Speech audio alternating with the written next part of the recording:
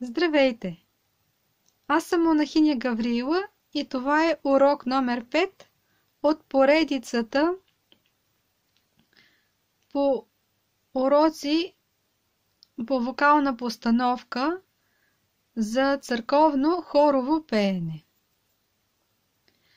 Темата на днешният урок е певчески вокали. Но преди това искам да обърна внимание, че преди да започнем усвояване на нови певчески навици, следва да се освободим от грешките, които досега сме допускали. На това е посветен първият, вторият, третият и четвъртият урок. Ако досега сте пеели на гърло, в урок номер 5 ние отваряме гракляна, за да може звукът от гърлото да излезе напред към резонаторите. Ако достега сте дишали с горната част на белите дробове и това е водило до напрежение в гласовия апарат заради излишното количество въздух, което се намира в горната част на белите дробове, то следва първо да се научим да си поемаме въздух с долната и средната част на белите дробове в областта на диафрагмата, при което се разширява гръдния кош.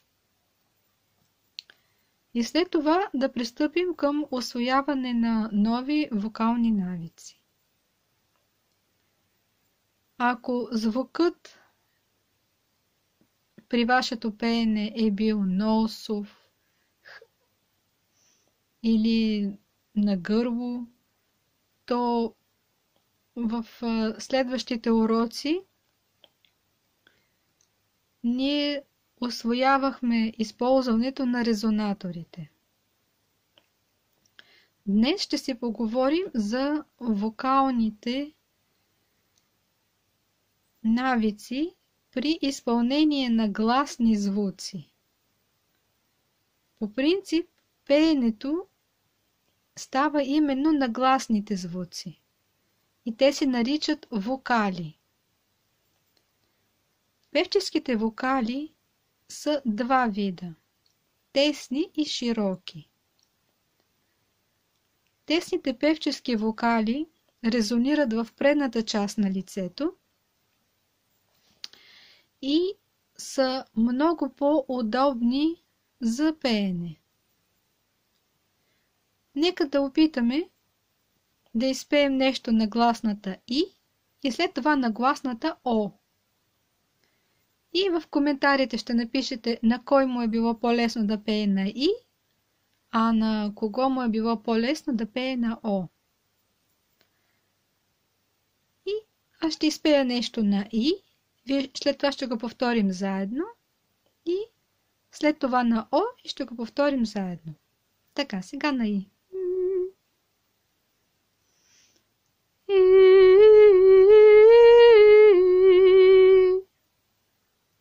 Да опитаме заедно.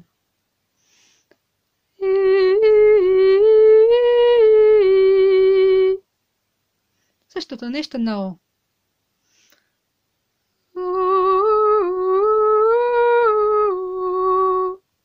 Да опитаме заедно.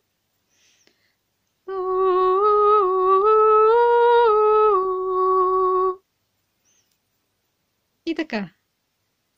На коя от гласните е било по-лесно да пееме?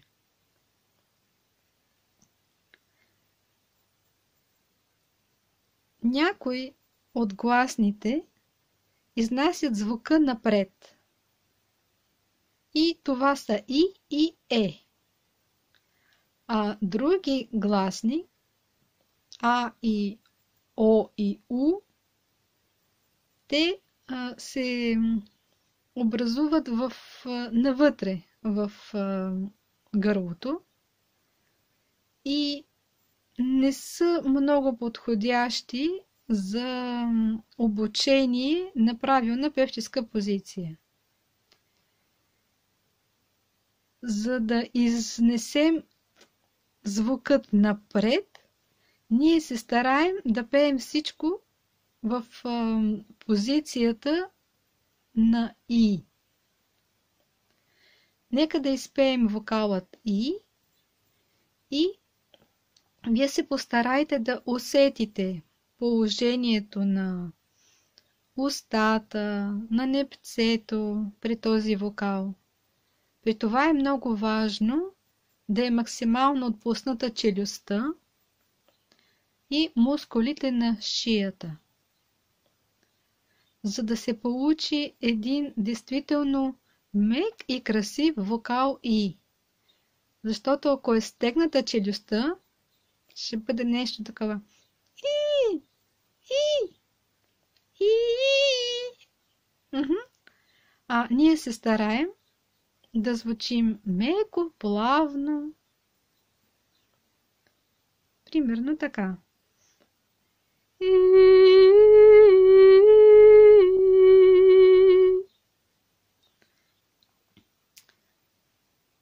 Може да опитаме без да прекъсваме И, О.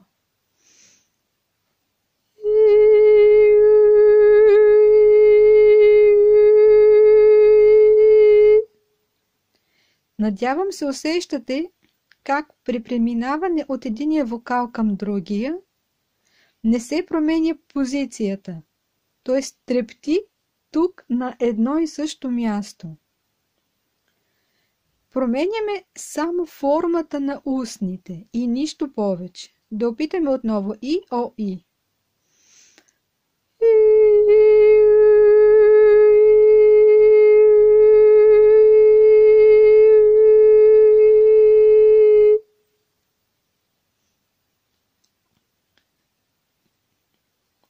По същия начин може да изпееме И, А.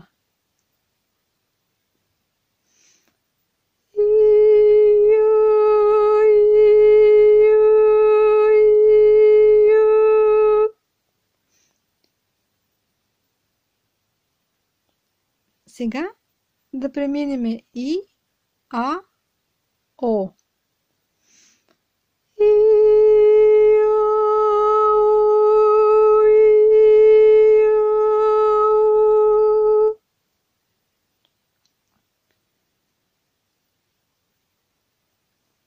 Да опитаме сега да преминем, да включим и вокалът Е. Ми, ме, ма, мо.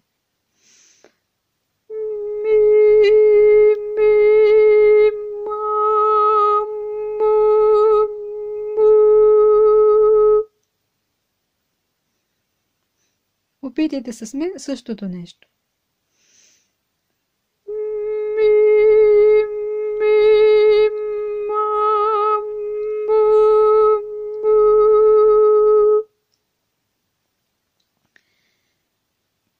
Така, надявам се, че усещате как при М трептят устните тук.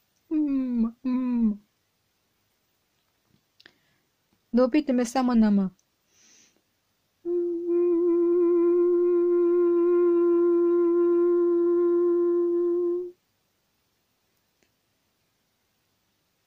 И последният вокал У. У е възможно най-дълбокия вокал. И за да не преминем на гърлено пеене,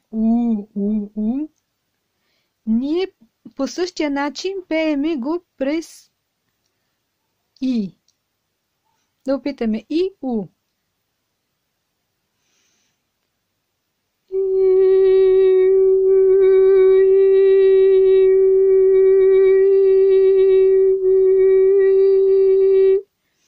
Така, с мен същото нещо.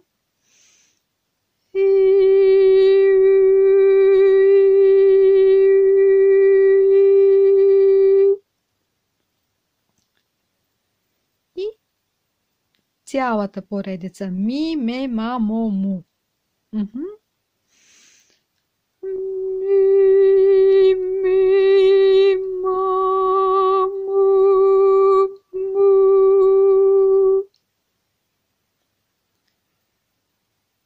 с мен да повторим.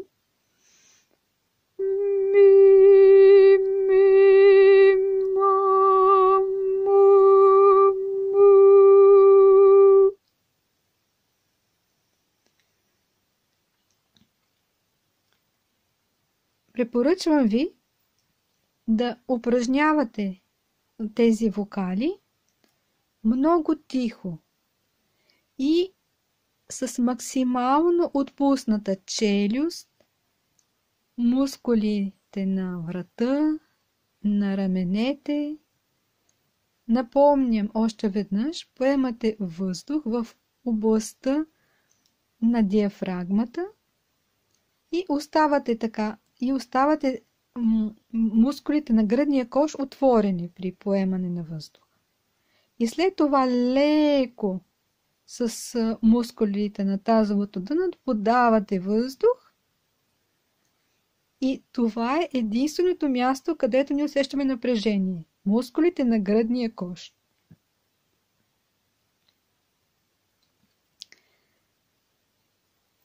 За днес това беше, което исках да ви разкажа.